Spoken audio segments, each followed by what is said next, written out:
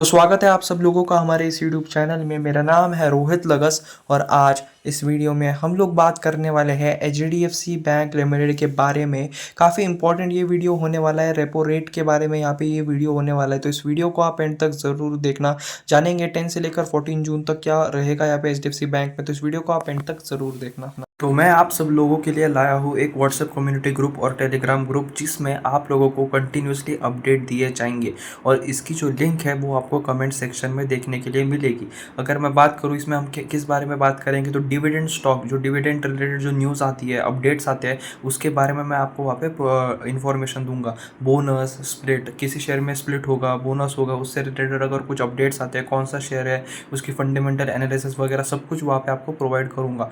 और देखा जाए तो जो Q4 की जो पीडीएफ्स आती है, जो कंपनीज एनएससी बीएससी पे जो अपलोड करती है, एक्सचेंज को जो देती है, उसकी भी कंप्लीट पीडीएफ आप देख सकते हो। 20 to 25 पेजेस की जो पीडीएफ है वो भी आपको इस ग्रुप में मिलेगी और ऐसे कुछ अपडेट्स आपको देखने के लिए मिलेंगे।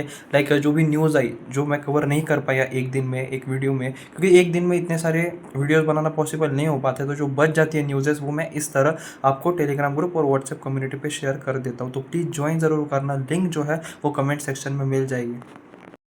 अगर मैं यहाँ H D F C bank के शेयर प्राइस की बात करूँ तो 0.98% की तेज़ी हमें देखने के लिए मिली थी कल के दिन।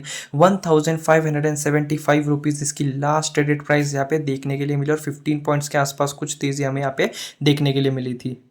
अगर मैं न्यूज़ की बात करूँ तो RBI keeps repo rate unchanged at 6.5%। यानी आरबीआई की जो हाल ही में मीटिंग हुई थी, मॉनेटरी पॉलिसी कमेटी, उनकी जो मीटिंग हुई थी उसमें उन्होंने रेपो रेट को यहाँ पे अनचेंज्ड रखा है और भी कुछ बातें की है, तो वही जानेंगे आज इस वीडियो में। तो इस वीडियो को आप एंड तक ज़रूर देखना। Announcing the second bimonthly monetary policy for the current fiscal financial year, RBI governor Shaktikanta Das said the monetary policy committee has decided to keep the repo rate unchanged at 6.5%।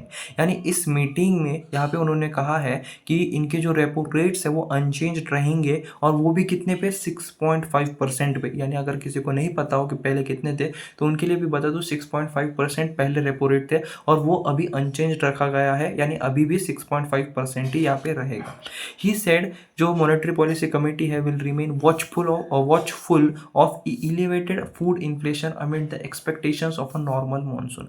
अब इन्होंने यहाँ पे कहा है कि जो मॉनेटरी पॉलिसी कमेटी है वो ध्यान देगी यहाँ पे जो फूड इन्फ्लेशन जो बढ़ा था amid the expectation of a normal monsoon, यानी जो फूड इन्फ्लेशन यहाँ पे बढ़ा था या फिर बढ़ेगा आने वाले वक्त में, उस पर भी मॉनेटरी पॉलिसी कमेटी का पूरा यहाँ पे ध्यान रहने वाला है। तो ये काफ़ी ज़्यादा इंपॉर्टेंट है। यानी अभी भी उन्होंने कहा है कि आने वाले वक्त में जो नेक्स्ट मॉनेटरी पॉलिसी कमेटी होगी उसका यहाँ पे कुछ कह नहीं सकते, क्योंकि यहाँ पे फूड इन्फ्लेशन के ऊपर भी पूरा ध्यान रहने वाला है। वही आरबीआई ने कहा है कि raise the growth projection to 7.2% from an earlier estimate of 7% for the current financial year. तो देखा जाए तो आरबीआई ने जो अपना ग्रोथ प्रोजेक्शन है वो पहले 7% पे रखा था, जो करंट फाइनेंशियल ईयर है उसके ऊपर, अब उसे उन्होंने बढ़ा दिया है और 7.2% तक कर दिया है।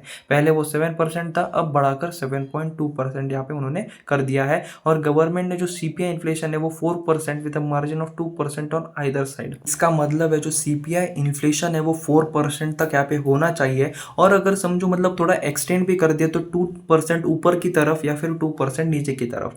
यानी इन्फ्लेशन जो है मैक्स टू मैक्स 6% और लोएस्ट टू लोएस्ट 2% के आसपास यहाँ पे होना चाहिए, ये भी गवर्नमेंट ने यहाँ पे कहा है। तो तीन चीज़ें आज हमें पता चली। सीपीआई इन्फ्लेशन यहाँ पे 4% रहना चाहिए, ऊपर से ऊपर 6, नीचे से अगर नीचे की तरफ देखा जाए तो 2% तक। वही यहाँ पे जो 7% से बढ़ाकर 7.2% तक यहाँ पे फाइनेंशियल ईयर का जो प्रोजेक्शन है उसे यहाँ पे ले गए हैं, और यहाँ पे जो रेपो रेट है उसे उन्होंने यहाँ पे अनचेंज्ड रखा है। अब ये जो रेपो रेट की न्यूज़ है जो अनचेंज्ड है, उन्होंने ग्रोथ प्रोजेक्शन बढ़ाया है फाइनेंशियल ईयर के लिए, तो उस वजह से जो सबसे ज़्यादा इफेक्ट जो पड़ेगा शेयर मार्केट में वो बैंकिंग, फाइनेंस, ऑटोमोबाइल और रियल इस्टेट के शेयर्स पर पड़ेगा। ऐसा यहाँ पे अगर देखा जाए तो मानना है, मतलब उन्होंने डायरेक्ट ऐसा नहीं किया, पर पर्टिकुलरली जब रेपो रेट कम होते हैं या फिर अनचेंज रहते हैं तो बैंकिंग के शेयर्स में हमें अच्छा खासा फोकस देखने के लिए मिलता है। तो उस वजह से जितने भी बैंकिंग रिलेटेड शेयर्स है उसमें हमें काफ़ी अच्छी खासी तेज़ी आने वाले वीक में देखने के लिए मिल सकती है। शुरुआती कुछ दिनों में इसका अच्छा इंपैक्ट दिखेगा, बाद में शेयर के परफॉर्मेंस पूरा, अभी देखा जाए तो इलेक्शन भी हो चुके हैं और जो चांसेस अभी भी है कि बीजेपी ही वापस से, मतलब हो गए कंप्लीट अभी, अब बाकी का अभी उनका पॉलिटिक्स का होगा। पर अभी तक देखा जाए तो 90% तो यही है कि Narendra Modi third term prime minister यहाँ पे बनेंगे। तो उस वजह से ये भी एक पॉजिटिविटी दिखाई दे रही है शेयर मार्केट में अच्छी खासी।